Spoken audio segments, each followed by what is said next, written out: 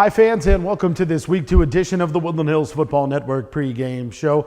Last week, Woodland Hills traveled to Peters Township and beat the Indians 27-0.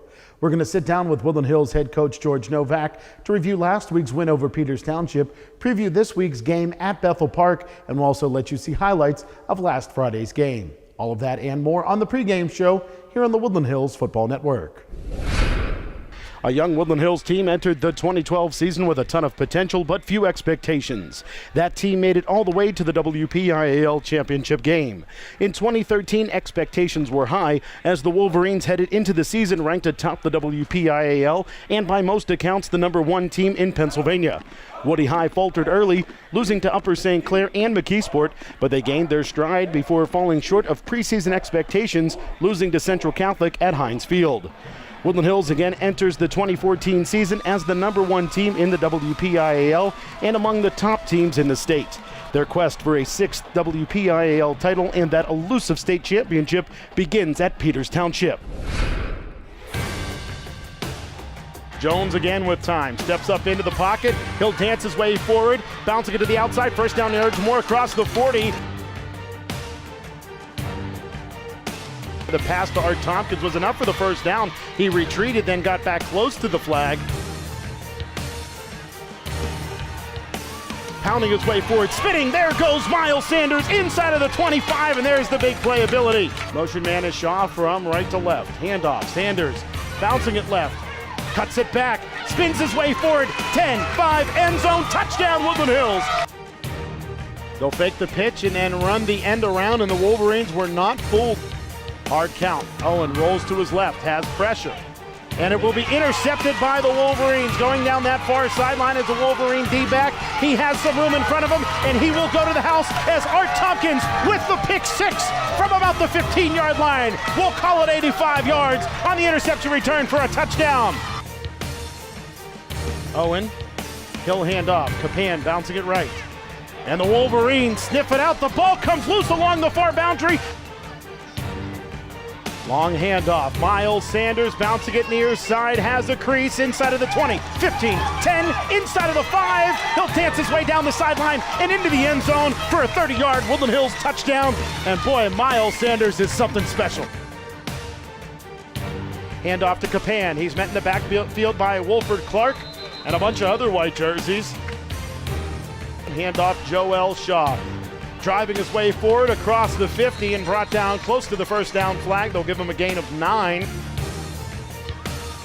Jones is going to hand off on the end around. Nice clear out block there, and there goes Art Tompkins to the house with a 47-yard Woodland Hills touchdown.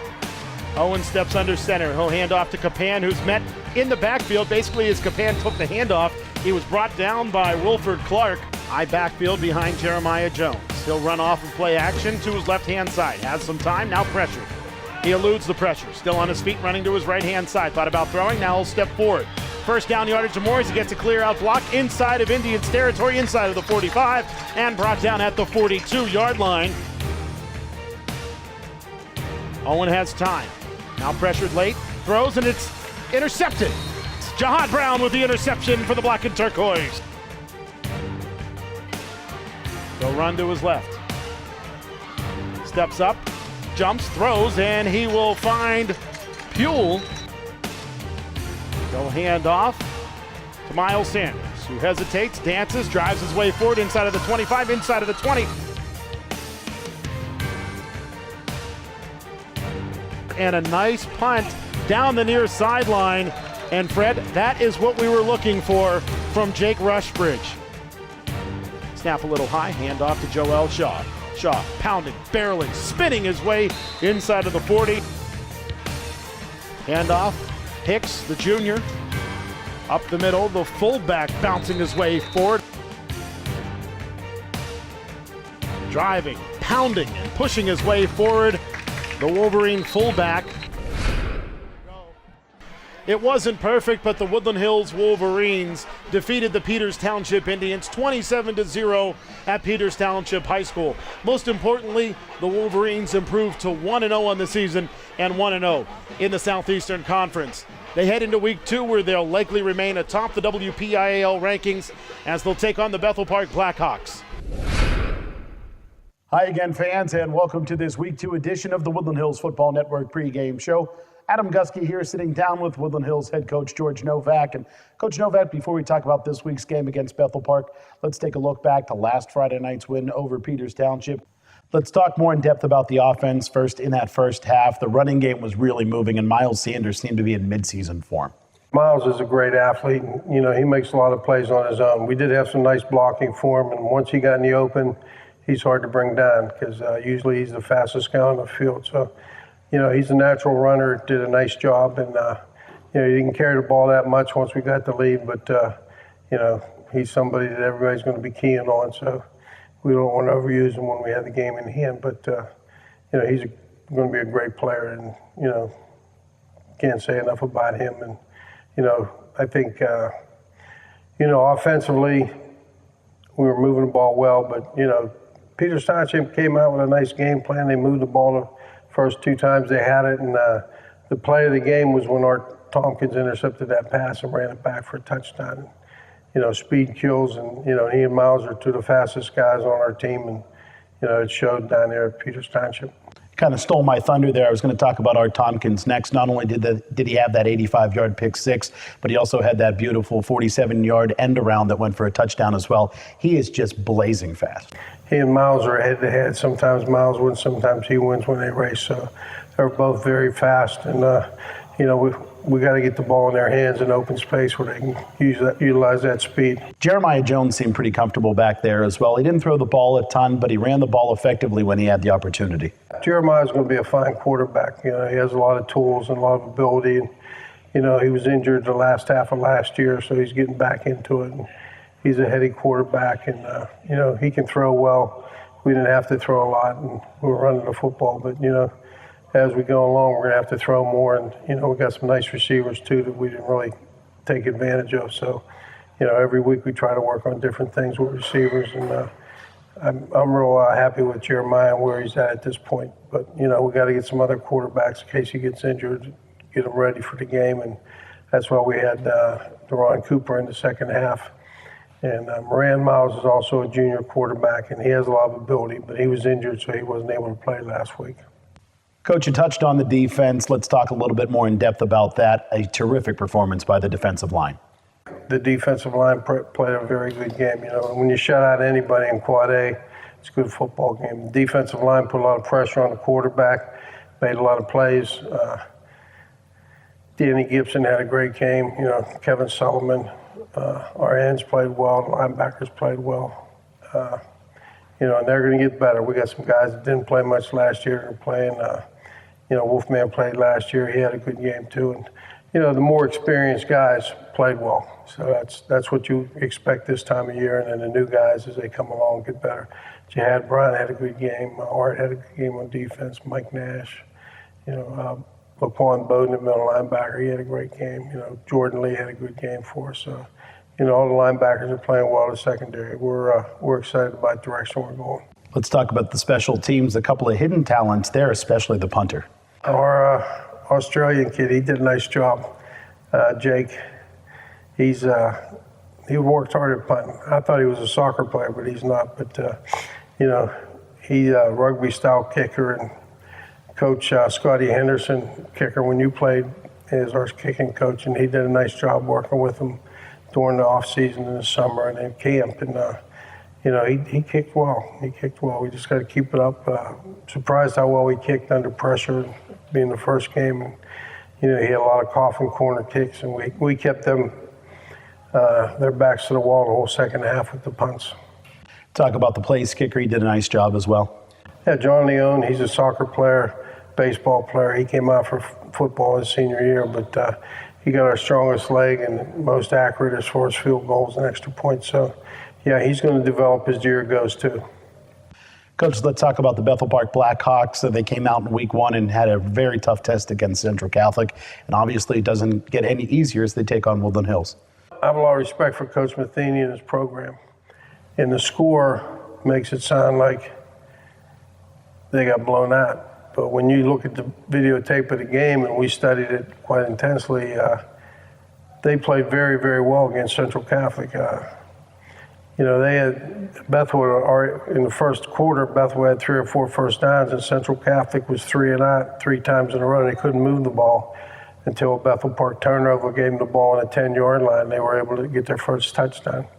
So special teams and turnovers hurt them. Central returned a punt inside the 5 and scored. And they got, I think, a couple interceptions where they got a touchdown out of it. And so it was a lot of turnovers that showed the score. But Central wasn't able to run the football on them like they did last year against most teams. They had to get their points from their defense. What are you going to have to do to beat Bethel Park? Teams early in the year get better, take a big step. The big thing, we're playing against a 3-4 defense against Bethel Park, which we haven't faced yet. This is the first week we practiced against it, so the blocking schemes are a little different. You know how it is, picking up the different blitzes they have and the slants and the pinches and the tackle fires, and they have a strong safety blitz. So, we're kind of putting in our package against the 3-4, a couple different things you might see Friday night. Coach, you had a unique opportunity this past Saturday night to travel up to Toledo and see a couple of your alumni play against each other. Yeah, it was a nice trip. Coach Carter and I wanted to see the boys play, and Kathy Turner, president of our booster, her son was playing. She took her grandson Tyree, and we had Shauna Brown, another Woodland Hills alumni, go with us, and it was just a great trip. We have Trayvon Mathis, played cornerback for Toledo. He's only a freshman, but he played a lot, probably played half the game. And Julian Turner's one of the starting defensive linemen for New Hampshire, so he played a good part of the game. And it was a good football game, a great environment up there, very exciting, great place to go to Glass Bowl. And, we saw 2 good football teams battle it out. Coach, while we're on the subject of former Woodland Hills players, let's talk about the Pitt Panthers, who seem to have become Woodland Hills West. They have a handful of Wolverines on their defense. Yeah, we're excited for the boys down there at the University of Pittsburgh. I think, this is Coach's 3rd year, and things are starting to gel. They're still a young football team, but, they had a number of guys from Woody High down there. Caden Mosley-Smith and Lafayette Pitts are starting, and Mike Caprera and Javante Pitts got to play a lot. And Mike was one of the leading tacklers. I think he had 5 tackles, and Juan Price would have been playing, but he got an injury and he's not able to play this year. So hopefully he comes back strong. But, the boys played a lot. They did well, and we're happy for University of Pittsburgh. And Coach Chris, I think he'll do a nice job. And I wish him good luck at Boston College this week. All right, Coach, let's rewind for just a second and talk about your team again. Talk about the relief that comes from winning your first game after the past couple seasons of falling short early in the season. Yeah, it's nice to start off on a good step there at that first win, first victory. It makes practice a lot better. Kids are more positive. It's easier to get them motivated. But any year, I think we have a bullseye on our back because we're ranked high, and every team's trying to knock us off. And Peters Township has enough ability; they could have if we played poorly. And Bethel Park has the same amount of ability. And I'm honest with the kids when I talk to them on Monday and all week. I say, we have a better football team than this team, but if we don't play well and they play well, there's enough turnovers they can beat us. So we just got to do our job, and things will happen. If it's an even battle, I'll tell them it's an even battle. The team that wants it the most is going to win it. So we got to work hard this week. Coach, good luck against the Blackhawks this Friday night, and we'll talk to you again next week before your home opener against Shaler. Thanks a lot, Adam. We'll be right back with more of the pregame show right after this here on the Woodland Hills Football Network. Okay, Wolverine fans, it's time to take a look at the Southwestern Conference standings. Woodland Hills sits atop the Southwestern Conference with a record of 1-0 and 1-0 in conference. They share that record with Mount Lebanon and Penn Hills. Baldwin may be 1-0 on the year, but they've yet to play a conference game. Bethel Park is 0-1 after their loss to Central Catholic last week. Cannon McMillan, Peters Township, and Upper St. Clair are all 0-1 and 0-1 in the conference. And now let's take a look at the WPIAL Quad A rankings. Woodland Hills stays atop the WPIAL at number 1. Central Catholic nipping at their heels at number 2. Penn Trafford at 1-0 is ranked 3rd. The McKeesport Tigers are 4th. Rival Penn Hills is 5th. Pine Richland is 6th. North Allegheny is 7th. Seneca Valley, after the loss, slips down to number 8. Mount Lebanon is 9th, and Upper St. Clair rounds out the top 10 at 0-1. Again, fans, we thank you for joining us for this Week 2 edition of the Woodland Hills Football Network pregame show. We plan to broadcast this Friday night's game live from Bethel Park on television on Monroeville Comcast Cable Channel 13, Penn Hills Comcast Cable Channel 98, and Verizon Fios Channel 37, as well as live on our website at woodlandhillsfootballnetwork.com. Our radio broadcast can be heard on our flagship radio station, AM 1550 WZUM, and on the web at woodlandhillsfootballnetwork.com. Our radio broadcast is also live and archived on msasports.net. And don't forget, you can tune in to replays of Friday night's game on all of our television affiliates and our YouTube channel. For everybody at the Woodland Hills Football Network, I'm Adam Gusky, and we'll talk to you again next week as the Wolverines open their home schedule against Shaler. This has been a presentation of the Woodland Hills Football Network. Watch us on YouTube, like us on Facebook, follow us on Twitter, and as always, visit us at woodlandhillsfootballnetwork.com.